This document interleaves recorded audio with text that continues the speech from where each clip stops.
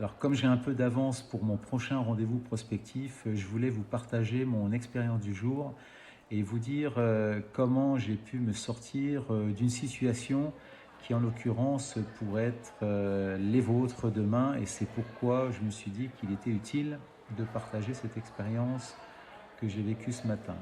Alors, la mission qui m'a été demandée a été celle de participer à un comité de direction où le président de l'entreprise partageait un projet innovant plutôt à fort impact économique et environnemental. Et donc j'étais face aux membres du comité de direction qui étaient plutôt dans des interrogations limitantes, des croyances limitantes, et pour certains assez réfractaires à l'idée de se lancer dans ce projet. Alors généralement, quand on est face à ces situations, on a plusieurs techniques. Moi, j'utilise celles que je vais vous partager, qui, pour le coup, sont plutôt engageantes. Donc, j'ai trois approches majeures, évidemment. Je n'avais pas que ça à traiter. La première, c'est de redonner du sens au projet. C'est pourquoi ce projet est crucial pour l'entreprise, pour l'activité, mais aussi pour son marché.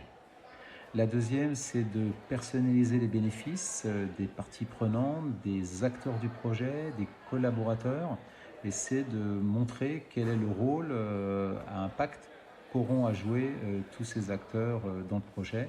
Et la troisième, qui est plutôt une question engageante, enfin la réponse plutôt engageante, c'est de se projeter un peu, d'imaginer ce que serait l'entreprise si le projet réussit dans X mois, années. En l'occurrence, nous, c'est 2 ans dans l'entreprise dans laquelle j'étais aujourd'hui.